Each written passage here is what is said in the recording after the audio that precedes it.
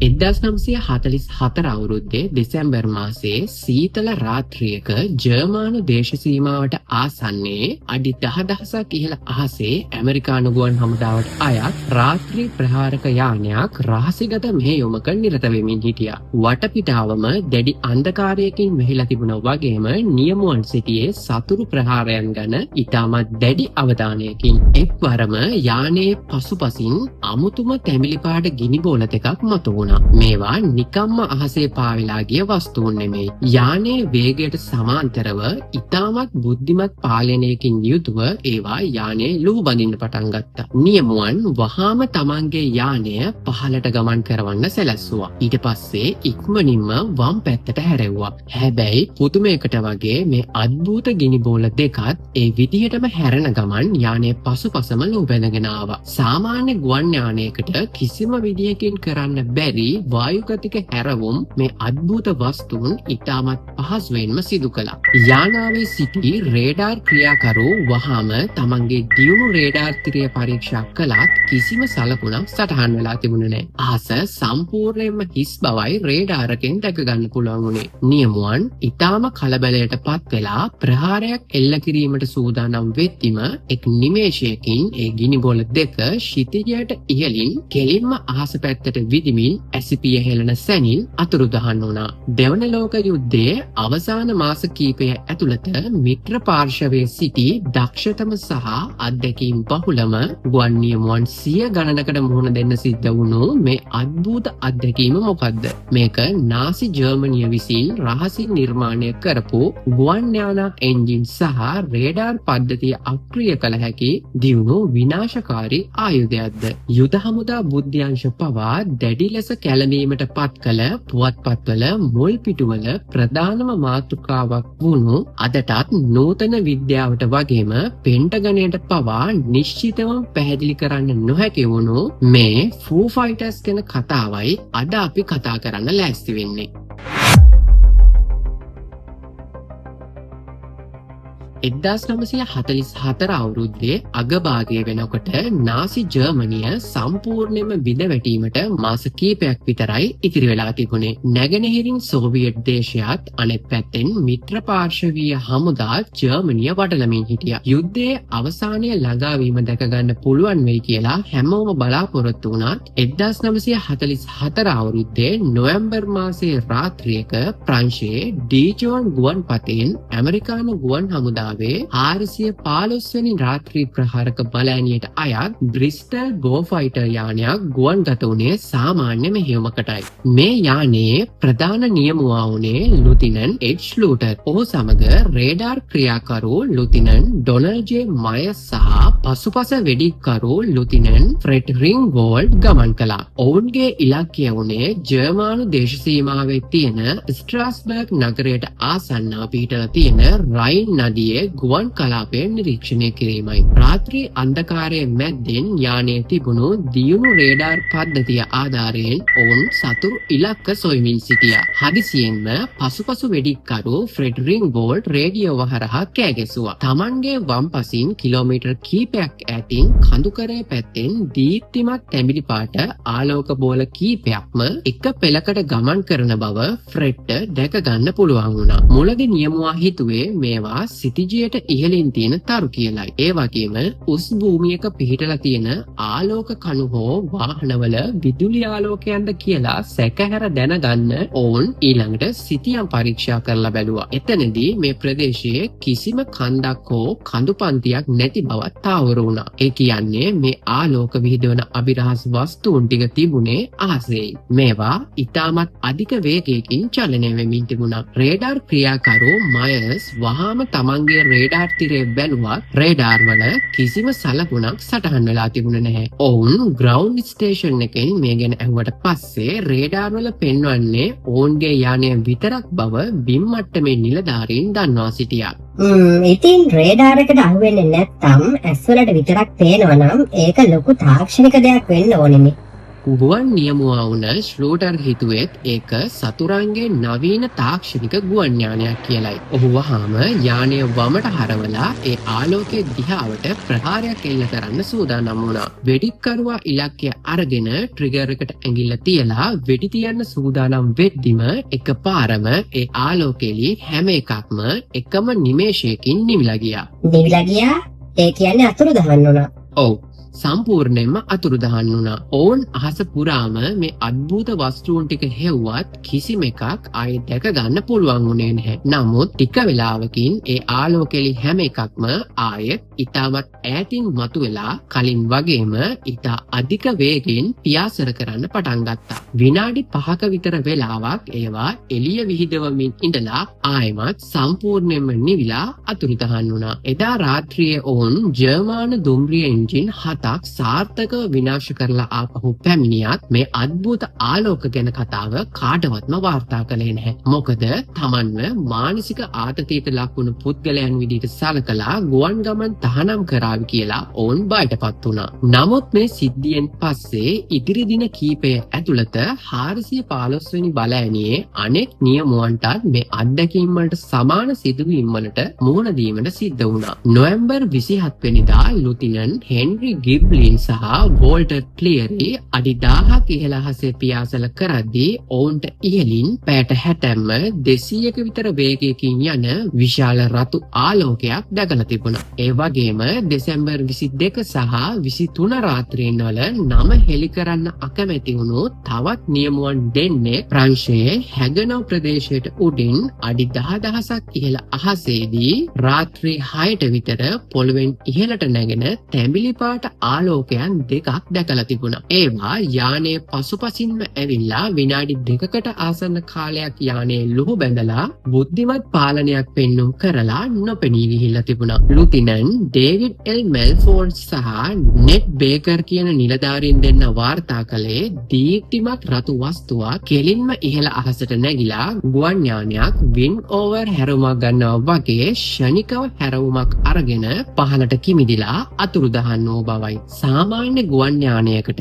සිරස් නැගීමකදී එන්ජිම ක්‍රියා විරහිත නොවි ඒ වගේ හැරවීමක් ගන්න කිසිම හැකියාවක් නැති බව මේ හැම ගුවන් නියමුවෙක්ටම තේරලා තිබුණා. ඉතින් ඔය ෆූ ෆයිටර්ස් කියන නම ආවේ කොහොමද? ඒ නම දැම්මේ අර මුලින්ම කිව්ව රේඩාර් ක්‍රියාකරු වුණ ඩොනල්ඩ් ජේ මයර්ස් විසින්. ඒ දවස්වල ඇමරිකාවේ ඉතාමත්ම ජනප්‍රිය ස්මෝකි ස්ටෝවර් කියලා විකට චිත්‍ර කතාවක් තිබුණා. ඒකේ හිටිය විකාර රූපී ගිනි නිවන බටයා නිතරම Tamanව හඳුන්වා දුන්නේ ෆූ ෆයිටර් කියලායි. චිත්‍ර කතාවේ නිර්මාණකරු වුණ බිල් හෝල්මන් කිව්වේ ඒක චීන රූපයක තිබිලා හොයාගත්ත සුබ වාසනාවක් කියන තේරුම තියෙන වචනයක් කියලයි. එහෙමත් නැත්නම් ඒක ප්‍රංශ භාෂාවෙන් ගින්නට කියන ෆූ කියන වචනෙන් බිනලාව වචනයක් වෙන්නත් පුළුවන්. ඉතින් මේ අద్භූත වස්තුව දැකලා කලබලයට පත් වෙලා ඉඳපු මයර්ස් බුද්ධ්‍යංශ නිලධාරීන් ඉදිරියේ මේ විකට චිත්‍ර කතාව මේසය මතට ගහන ගමන් මේක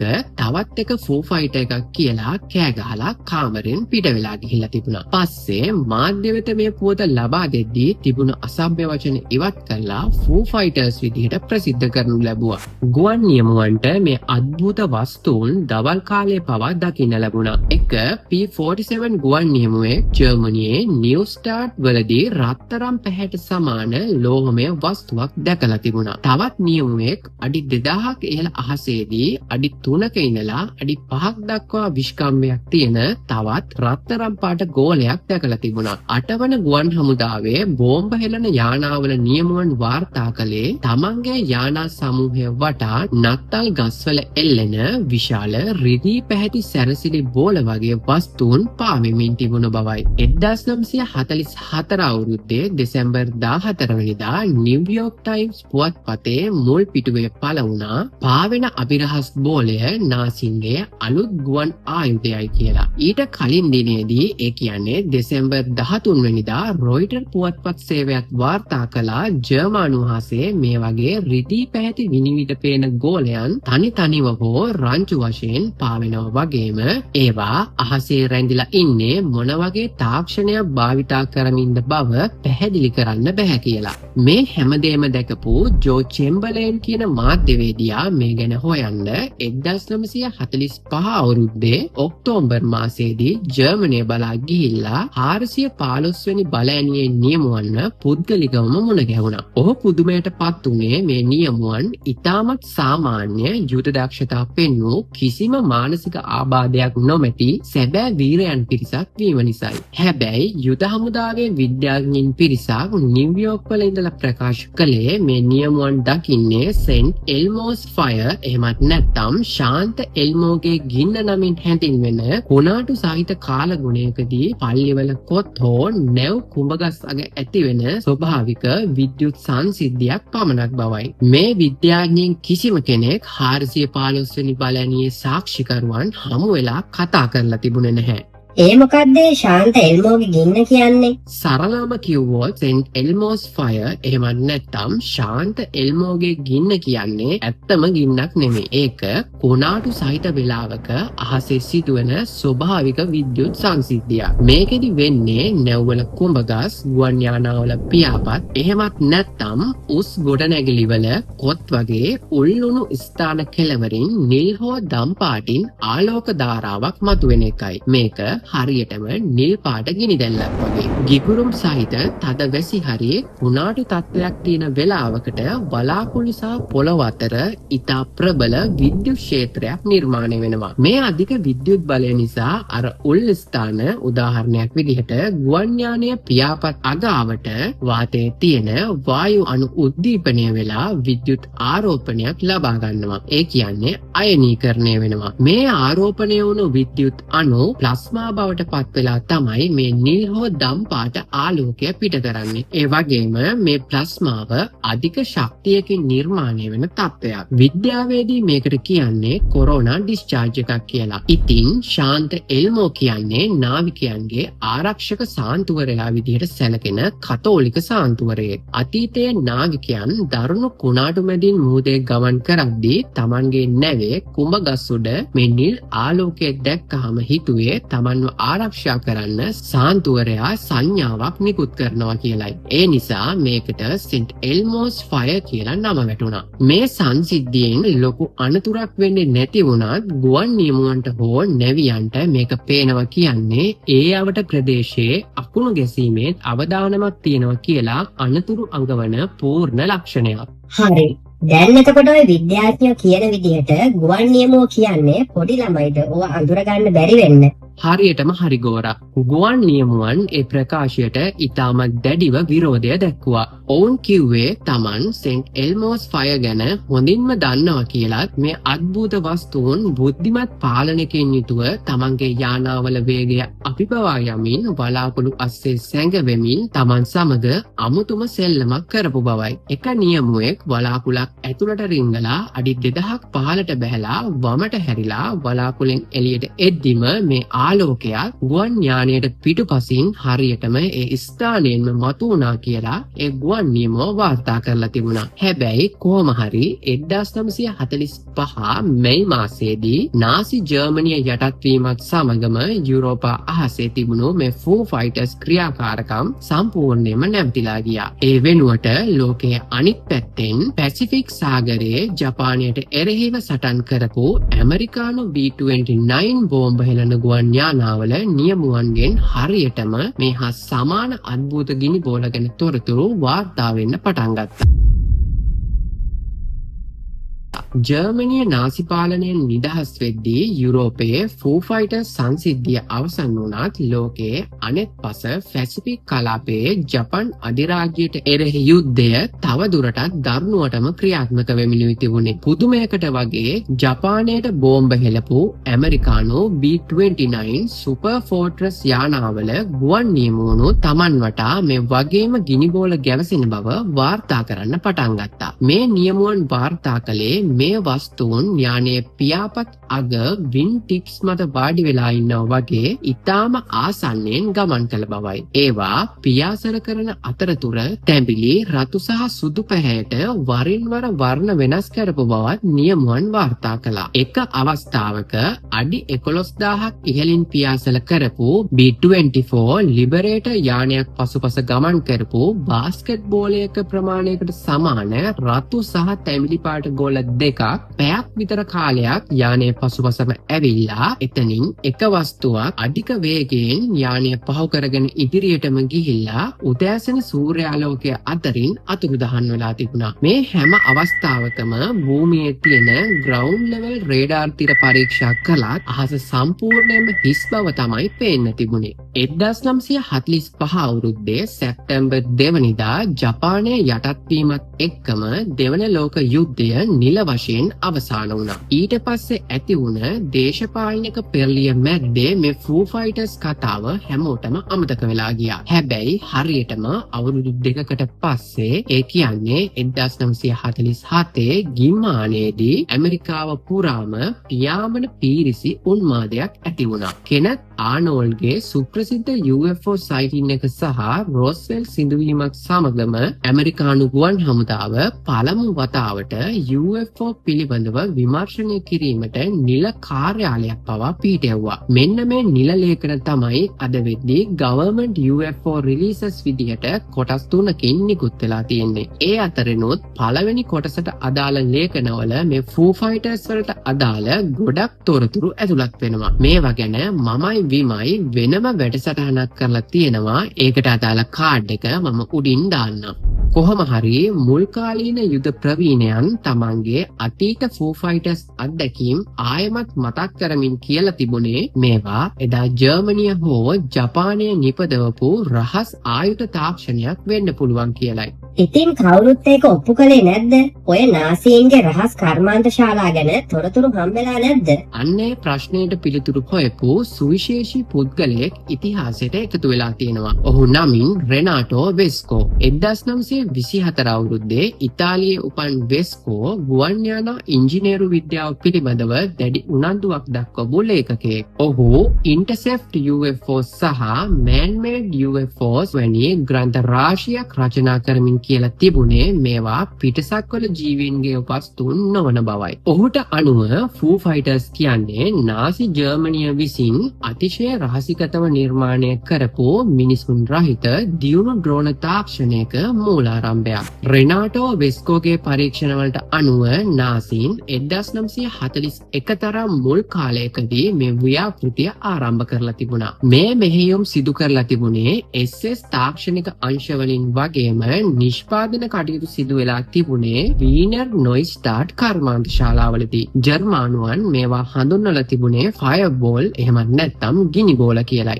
මේවා පියාපත් හෝ වල්ගයක් තිබුණේ නැති අඩි 3ත් අඩි 5ත් අතර විශ්කම්භයක් තිබුණු ඉබ්බෙකුගේ කටුවක් වැනි හැඩයකින් යුත් විශේෂිත පැතලි ටර්බෝජෙට් එන්ජිමකින් ක්‍රියාත්මක වුණු තාක්ෂණික වස්තුවක් වුණා. මේ අමුතු නිර්මාණය කැටපෝලයක් මගින් අහසට විදින අතර භූමියේ ඉන්න ක්‍රියාකාරියෙකු විසින් රේඩියෝ සංඥා මගින් පාලනය කරනු ලබනවා. ඒ වගේම මේ වස්තුව ඇතුළත මයිරෝල්, ඇසිටිලින් සහ ඇලුමිනියම් පවුඩර් වැනි රසායනික ද්‍රව්‍ය දවාලමින් ප්‍රබල විද්‍යුත් ස්පටික ක්ෂේත්‍රයක් නිර්මාණය කළ හැකි තාක්ෂණයක් තිබිලා තියෙනවා. මේ නිර්මාණවල අරමුණ වෙලා තිබුණේ සතුරු පාර්ශවයේ යානාවල රේඩාර් සහ එන්ජින් පද්ධති අක්‍රිය කර දැමීම. නියමුවන් දුටු අධික දීප්තිමත් ආලෝකය මේ රසායනික ද්‍රව්‍ය දැවීමේ ප්‍රතිඵලයක් වෙන්නත් පුළුවන්. ඒ වගේම සතුරු රේඩාර් වලින් බේරීමට වර්තමානයේ පවා රේඩාර් පද්ධතිවල භාවිතා වන ක්ලයිස්ට්‍රෝන් නාල තාක්ෂණය එහි අඩංගු වුණු බව වෙස්කෝ කියලා තිබුණා.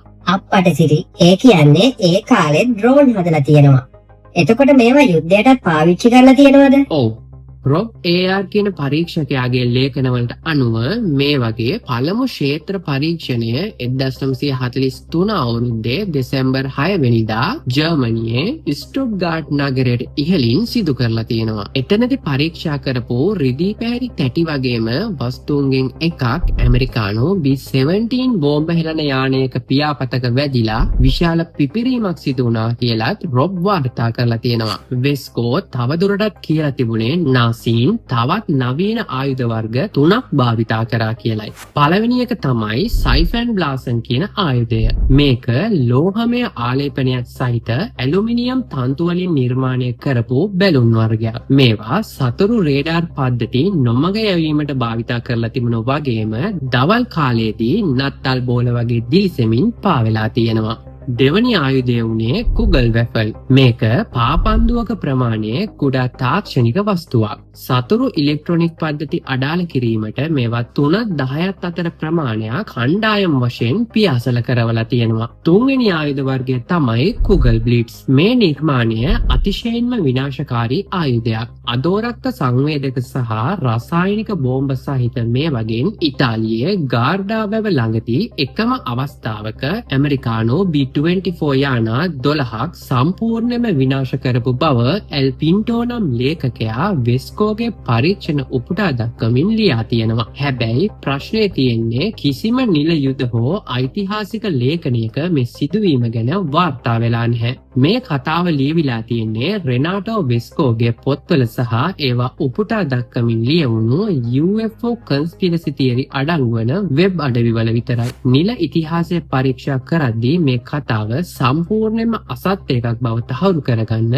පැහැදිලි සාක්ෂි කීපයක්ම තියෙනවා. B-24 ලිබරේටර් කියන්නේ ඉතාමත් විශාල බෝම්බ හෙළන යානයක්. එක යානයක් පාලනය කරන්න නියමුවන් සහ වෙඩික්කරුවන් ඇතුළු 10 දෙනෙකුට ආසන්න කාර්ය මණ්ඩලයක් අවශ්‍ය වෙනවා. එතකොට යානා 12ක් එකපාර විනාශ වුණා කියන්නේ ඇමරිකානු සෙබළුන් 120ක් විතර එක මොහොතකදී මිය යන්න ඕන. මේ වගේ විශාල විනාශයක් ඇමරිකානු ආරක්ෂක අංශවලට කිසිම විදිහකින් හංගලා තියාගන්න බෑ. ඇමරිකානු ගුවන් හමුදාව ලෝක යුද්ධ කාලයේදී අතුරුදහන් වූ හෝ අනතුරට පත් වුණු හැම යානාවක්ම සහ සෙබළෙක් ගැනම ඉතාමත් පැහැදිලි MACR ලේඛන අදටත් නඩත්තු කරනවා. ඉතාලියේ ගාර්ඩා වැව ආශ්‍රිතව එකම දිනයකදී B-24 යානා 12ක් අතුරුදහන් වූ බවට කිසිම සටහනක් මේ වාර්තාවල නැහැ. තව දෙයක් තමයි නාසීන් Taman ඇත්තටම මේ විදිහට සාර්ථක රහස් ආයුධයකින් සතුරු යානා 12ක් බිම හෙළුවනම් ඔවුන්